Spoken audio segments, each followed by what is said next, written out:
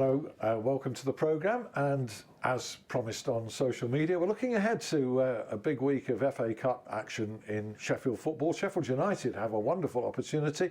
They go to Reading in the quarterfinals, and Sheffield Wednesday have the tie of the round at home to Manchester City. So we're going to focus, I suppose, mostly on that one and football topics generally, with a couple of guests. Chris Turner, you'll know well, the former Sheffield Wednesday goalkeeper and manager, who's been a regular visitor to these studios, for which we're always grateful. Chris. Pleasure. And introducing or reintroducing my old mate from way back, Dean Pepall, who covered Sheffield Wednesday with me actually at Radio Hallam in the 1980s, included some memorable FA Cup action. We'll come to that during the programme.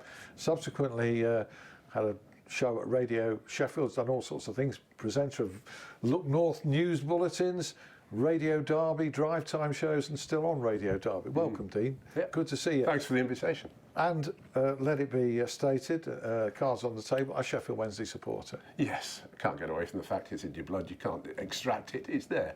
And the same with you. But it's hard though, Dean, isn't it? It's tough. These are tough days. It's up and down. These are hard days, and we'll talk about these hard days. I know you've got views on them, but the FA Cup offers a sort of a glimmer of daylight at a time when I think the club badly needs it, don't you think? Well, I think it's a great opportunity, considering where the club is at the moment, in a little bit of limbo, mid-table of the Championship, and obviously one or two things hanging over them. So I think the beauty of the FA Cup gives the players, the manager, and the supporters a bit of relief from that. The unfortunate thing is, it's who they're playing is the problem, because they have just had a massive problem themselves, and they've lost the Premiership already. So I would think that out of Europe, and they could have won the League Cup by the time the FA Cup game comes round. I think Pep will want to end the season winning 3 trophies, obviously the Champions League, but certainly the other 2 domestic ones, the FA Cup and the League Cup. So I don't think he'll be putting a weakened team if he could put one out against Wednesday, and it'll be a tough game. It's one of those, Chris referred to it there, Dean, one of those, you want a big draw, you want a home draw, and many supporters will have wanted this kind of cherry. But on the other hand, it's not conducive to getting through, is it really? It's hardly conducive to getting through, particularly in the circumstances that Wednesday are in at the moment. And also, I still feel chilled and uncomfortable when I think back to last year's FA Cup final, when Manchester City put 6 past Watford. By the end of that game, I wasn't thinking, what a magnificent team, although I understood they were a superb team. I was just left with that feeling of, this is a growing gulf between the very best and those further down. Because Watford started out having a marvellous day at Wembley, and if they'd lost 2-1 or 2-0, they could have gone home and said it was a great day out. But at 6-0, it was dragging your tail between your legs all the way back up to Greater London. And it was a different feeling. The first time I think I'd really felt that after an FA Cup final. A sense of deflation, I think, certainly among neutrals. And let's hope, I mean, can you foresee anything as horrific as that on this occasion? Let's hope not. Well, no. You wouldn't rule it out. You wouldn't rule it out. And I don't mean that in being detrimental, because Manchester City on the day can beat any team in even Liverpool. They can beat Liverpool on the day. So playing Sheffield Wednesday away from home should be a big crowd, big pitch. You know, they can play football. But on the other side of the coin, Sheffield Wednesday as a team can beat anybody on their day. And they have the players, and it'll be up to them on the day to go out there and perform to their maximum. And if they do that, football, who knows? We'll hold that thought and come back to that about the performers at Sheffield Wednesday can do it. One thing, you know, that refreshes me, you know, the appetite for the FA Cup seems to have diminished across the board. But it was great to see that Manchester City have sold out their allocation for Hillsborough, which is probably something you wouldn't have expected. No, not against a background of time and again seeing small crowds at the away end at Hillsborough. Leppings Lane usually looks very thin, and it will never look totally full these days because of the way the tickets are allocated in the areas that you can use. But for Manchester City to do it, credit to the Manchester City fans for travelling. It's not that far, admittedly, just across the Pennines. But I don't know. It takes a couple of hours. It's ridiculous. Yeah, well, I mean, let's not talk about HS2. But in terms of distance, it's not that far. Getting there is often a bit of an awkward thing. But I just feel that Manchester City fans, knowing that they're not going to get the Premiership, they're not going to win that title this year, are desperate to just prove that they are still well and truly there. If they can't touch Liverpool this year, we can still nail some trophies. And they see it as a trophy worth winning, which is great when a club of that style. Well, I think with Pep, you know, in the League Cup, he's always fielded strong teams, in the FA Cup, and he's fielded strong teams, and he respects the two competitions, which unfortunately today, I'm not one of these people who think you should leave 8, 9, 10 players out because you want to rest them for following week to play in the Premier League. Me personally, load of rubbish. Go and play every competition to win, play your strongest team and win them games. Because winning games, cup games, breeds confidence for the league games. You're even seeing teams in the Championship feel well, I just think it's managers using it as an excuse, in my personal opinion. Right. They use it as an excuse. Players want to play. Players want to win. Players want to stay in the team. And a fact, and it always has been a fact, players would rather play a game than train. And if you can't tell me that you can't play a Saturday and a Tuesday and a Saturday, you know, there's too much scientific rubbish, in my opinion, regarding this. Players would sooner play than train. And if you're winning games, you want their next game to come. And not only that, the Premiership teams have had a break. They've had a mid-season break. They should be coming at this really fresh and looking forward to getting their teeth into a competition. And Manchester City, as you alluded to, how many good teams could they put out? Oh, I think it's a game where you can bet your life that Phil Foden will start, but it will still be a rock-solid, really strong team that people wouldn't be able to get a bet on if they were trying to get a bet on Manchester City to make the quarter-final. We're going to come back to that, but talking of rock-solid teams, you and I were part of one back in the day.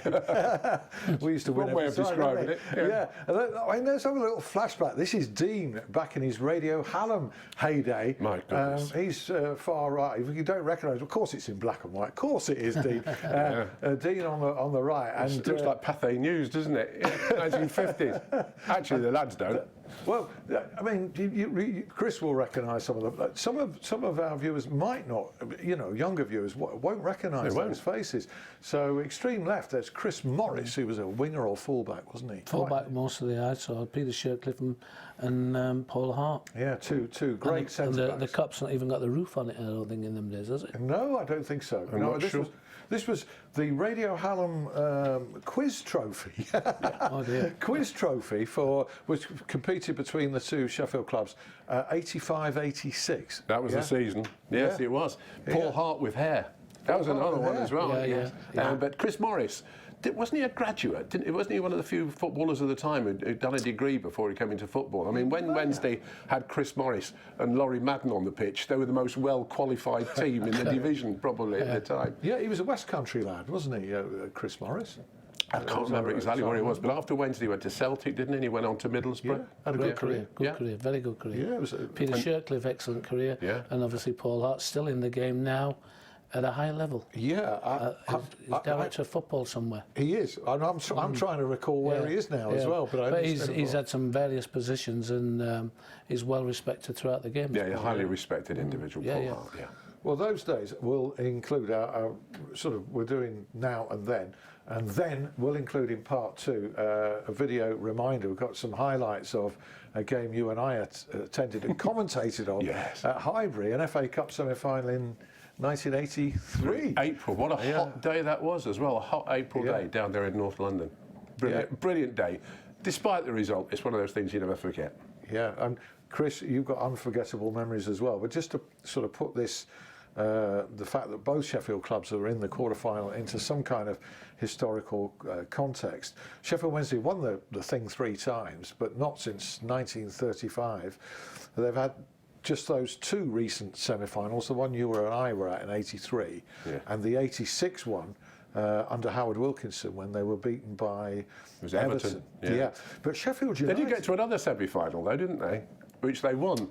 which they won in 93. Yeah. In 93, yes. Yeah, I don't know why I've forgotten that. But I was there as well.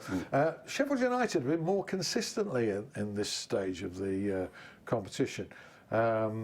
Losing to Newcastle 1998, that was in Neil Warnock's time, I think. Yeah. No, it wasn't. Was it?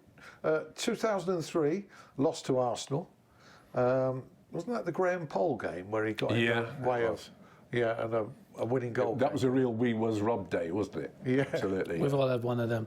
And 2014, losing to Hull City in a high-scoring game at Wembley. You forget, as recently as that, United were in the semi-finals. Well, now they've got Reading. This is coming up on Tuesday. Yeah. And although it's away from home. Well, you've got to fancy Sheffield United. Yeah. Once again, they may make changes, but the work ethic of the squad at Sheffield United, you'd still fancy him to have more than enough for Reading, even though it's away from home. Yeah, and I think that Chris Wilder will put out a strong team there. He put out a stronger team in the previous... Filed? Yeah. Well, not... Filed was a weakened team. I think made 10 changes for that. But the last round they won at Millwall, didn't they? Ah, sorry, yeah, 2-0. And they had a stronger team. I mean, that was a tough game, a very tough game. Wasn't it? Yeah. Very tough draw, and that's an impressive win, because Millwall have made dramatic steps recently under Gary Rowett, and that was a difficult tie. Well, this, could be a difficult one at Reading. Because of what it means to Reading and the passion that they'll generate, but I can't see any other result really than Sheffield United getting through. Can you, Dean? No, I'd go for a United result there. Certainly, I fancy them for a win. Reading won 3-0 at Hillsborough. It was a totally different prospect on that particular day fairly recently, and that was after a pretty poor run. Reading, in the middle of the season, have been a bit hesitant and not got the results that they'd have wanted. They'll be up for this game. This is we were talking about the impact on Sheffield Wednesday of having Manchester City coming to their ground and hopefully getting a decent crowd to support them. Question mark maybe around that at the moment for various reasons. But at Reading, you would expect the Medeski Stadium to be pretty full for Sheffield United there, because the Reading fans will be thinking, we can do this. This is the Cup. One day it can happen. We could be in the quarter-finals of the FA Cup. And for most teams, that's still a really big achievement. Yeah, and at this stage, I think I'm right in saying there's no replays. It's it goes to penalties, to extra time and penalties. Anyway, it's settled on the day. But Sheffield United don't vary their approach. Whoever they're playing, whether it be somebody below them or somebody above them, do they? Well, people keep asking me about what's the difference between Sheffield Wednesday and Sheffield United. What Chris has done at Sheffield United has been immense. I mean, to think 3 years ago they were bottom of League One when he went there, and now they're 5th, 6th in the Premier League, and we're talking about an FA Cup tie away, the favourites. But it's not been really rocket science what he's done. He's had great recruitment. He has a great work ethic. He expects the players to do what he wants them to do, and he's built a squad over a period of the time that now is challenging in the top third of the Premier League, and it's it can be emulated, not by doing a lot. But you've got to have the full. You've got to give the manager the full backing and the full resources, and go and recruit the players that's going to make you a better team. The manager leading it seems to be. People said after Sir Alex Ferguson and Arsene Wenger, there wouldn't be that kind of control exerted by managers in football. I think Chris Wilder is as close to that at Sheffield United. I think he's been anybody. I think he's been. He's earned that. He's earned that by the results and the performances on the pitch, and even though it's hard to say. For you, yeah, they're a million miles in from the Sheffield Wednesday at this moment. Why would anybody at the top of a football club want to tinker with that arrangement when you've seen what has happened over the last 3 years? It's working. It's not broken. Don't fix it. This is when we look back on football in the first 20 years of this century. They'll be looking at the achievements of Chris Wilder at Sheffield United consistently over a period of time, not a one-off season, but building a club, building a team, building a club. An incredible achievement to have done what he's done, as Chris says, top third of the Premier League at the moment, a chance of making Europe, a very good chance of getting into the quarterfinals of the FA Cup again. It's all there, the fans love it, the crowds are there, this is a club on the up and it's healthy. It's a throwback in the modern age as well, in the way that it's been done and led by the manager. I mean, give an example of the control and influence that he exerts. I've been quite impressed with the choice of new intro music just before the teams come out at Bramall Lane this season. And I, not being as big a follower of music as I was back in the days when we used to do sport and music on Hallam, I had to ask somebody, what is this? Because it's great, it gets people in the mood. And it was by Kasabian, Comeback Kid, okay? It's vibrant, it beats out, it sort of says what the club's about.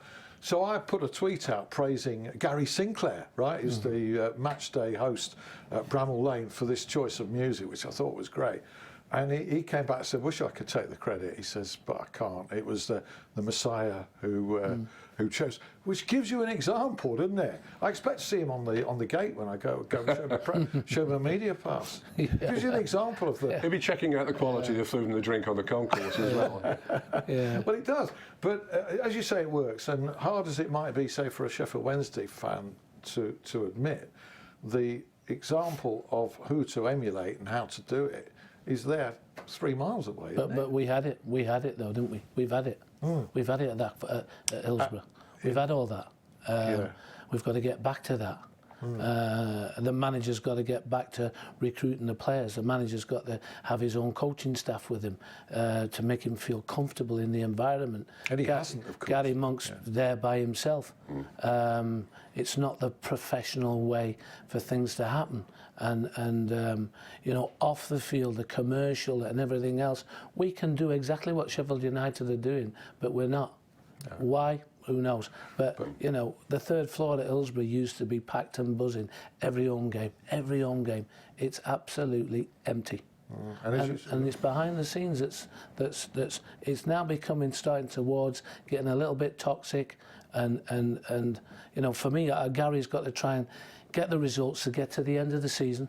And then he's got to, there's all this words of a big cull of the players and that. He knows who he needs to keep, who we can build a team round, and he's got to get to that point. I mean, I look at him and I look at my position in 2002 or 2003, where I had 16 players out of contract, some of them crowd favourites. But you see behind the scenes, Monday to Friday, and what happens on Saturday, who do you need to keep? And I had to get the wage bill down from 8 million to 2.5, and I got rid of 15 players out of 16. John Shaw was the only player I offered a contract to, a professional contract for people within the club.